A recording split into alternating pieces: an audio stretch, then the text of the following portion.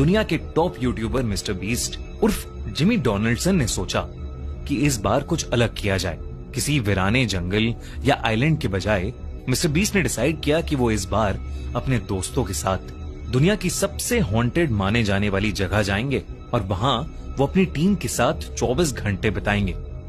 Tariq, Chandler, Connor, Chris, Josh और Jake इस challenge के लिए तैयार तो थे, लेकिन डरे हुए भी थे। उन्होंने गोस्ट हंटिंग का इक्विपमेंट जैसे EMF meter, infrared meter, night vision cameras, ढेर सारी बैटरीज, फ्लैशलाइट्स और वॉकी टॉकीज पैक किए और चल पड़े ओहायो स्टेट पेनिटेंशियरी, अमेरिका का ऐसा प्रिजन, एक ऐसी जेल जो सालों से बंद पड़ी है और जिसे लोग दुनिया की सबसे हॉन्टेड जगहों में से एक मानते हैं। जेल के अंदर घुसते ही उन्हें समझ आ गया कि लोग इस जगह को इतना डरावना क्यों कहते हैं। 2.5 लाख स्क्वायर फीट में फैला हुआ 6th फ्लोर का ये बड़ा सा प्रिजन 100 जेल सेल्स के साथ बेहद डरावना लग रहा था। वहां के गार्ड ने उन्हें बताया कि उस जेल में 1930s में एक आग लगने के बाद 300 कैदियों की मौत हो गई थी और कई कैदी तो उस जेल में आपस में लड़ते लड़ते ही मर गए और कईयों ने खुद को ही मार डाला। कहते हैं कि उनमें से कई कैदियों की आत्माएं आज भी उस जेल में भटकती हैं।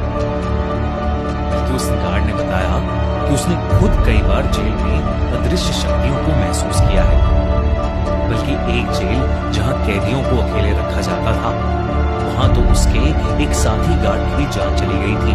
उन्होंने उन सबको चेतावनी दी कि कोई भी एक दूसरे से अलग ना हो और कोई किसी तरह का उल्टा सीधा मजाक न करे। और उसने कहा कि उस जेल के अंदर एक हॉस्पिटल और चर्च भी है जहां उन्हें भूल कर भी नहीं जाना चाहिए। मिस्टर बीस्ट और उनकी टीम ये सब बातें सुनकर थोड़ा घबरा तो गए थे, लेकिन फिर भी वो हिम्मत करके अपना कैमरा लिए अंदर चले गए।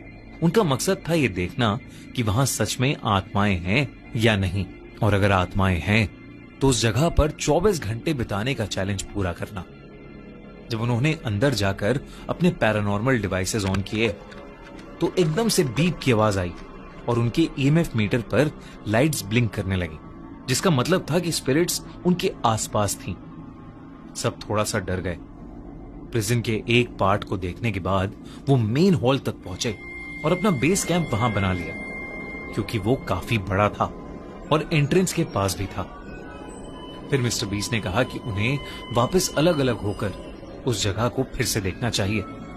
डिसाइड हुआ कि चैंडलर, मिस्टर बीस्ट और जॉश हॉस्पिटल को एक्सप्लोर करेंगे और क्रिस, जेक, कॉनर और तारिक सॉलिटरी कन्फाइनमेंट को, वही जेल जहां कैदियों को अकेले बंद करके रखा जाता था।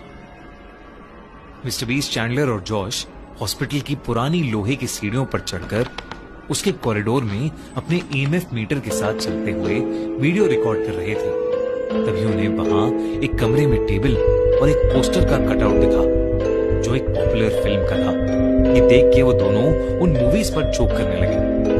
तभी एकदम से चैंडलर के हाथ में जो ईएमएफ था उसकी लाइट ब्लिंक करने लगी और उसी मोमेंट पर मिस्टर बीस्ट को ऐसा लगा कि जैसे कहीं से कोई जोर का सायरन बज रहा हो। ये बात काफी अजीब थी क्योंकि वहां कोई एक्टिव सायरन नहीं था और तो और चैंडलर और जॉश को कुछ सुनाई भी नहीं दिया।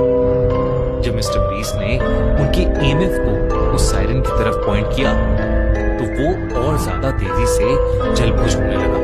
वो लोग उस सायरन की सोर्स की तरफ जाने लगे। ईएमएफ मीटर और तेजी से ब्लिंक करने लगा था और एकदम से एक खुले कमरे के पास आकर ईएमएफ मीटर बिना रुके फ्लिकर करने लगा। जैसे ही मिस्टर बीस्ट ने कमरे के अंदर जाने की कोशिश की तो मिस्टर बीस्ट का सर भारी होने लगा, उसे चक्कर से आने लगे। इसलिए मिस्टर बीस्ट बाहर आ गया। तो मिस्टर बीस्ट को याद था कि सायरन की आवाज थोड़ा और पीछे से आई थी।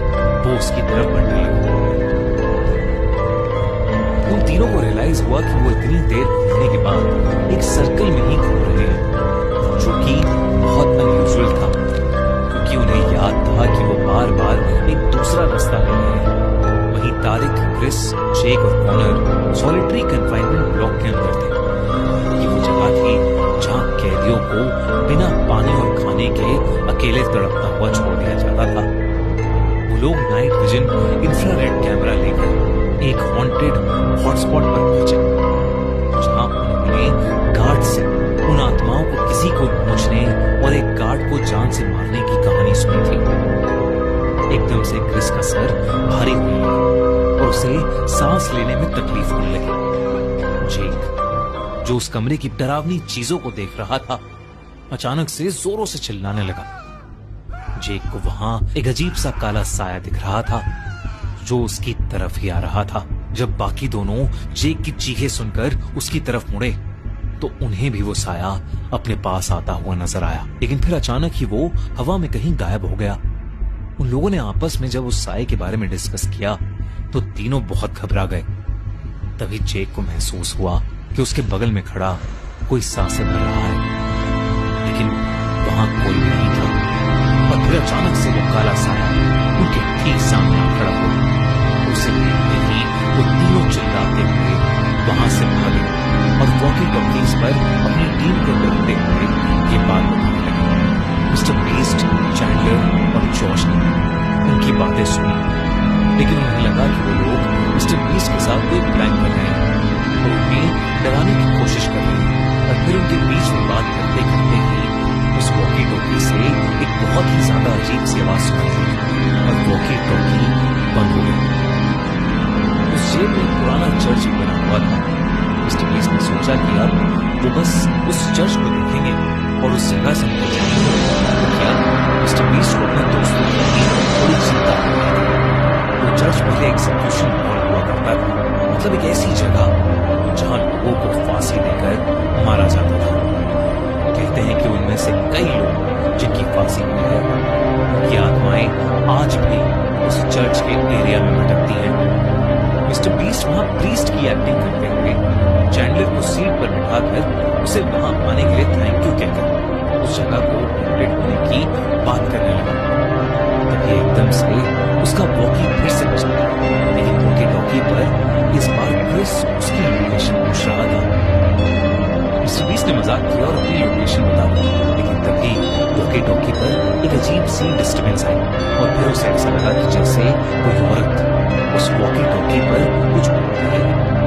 जब उन तीनों ने ध्यान से सुना तो उस वॉकी टॉकी से एक औरत की बोलने की आवाज आई, इट्स रेनिंग आउटसाइड, यानी बाहर बारिश हो रही है। और ये आवाज उन तीनों को नॉर्मल औरत की नहीं लग रही थी, बल्कि बेहद डरावनी लग रही थी। बल्कि चैंडलर को तो ऐसा लग रहा था कि जैसे वो औरत एक अजीब ढंग से हंस भी रही है। और फिर अचानक ही वो आवाज आनी बंद हो गई। उन तीनों को समझ नहीं आ रहा था कि उनके साथ अभी क्या हुआ, तो वो वहां से निकलकर वापस मेन हॉल की तरफ अपने बेस कैंप चले गए।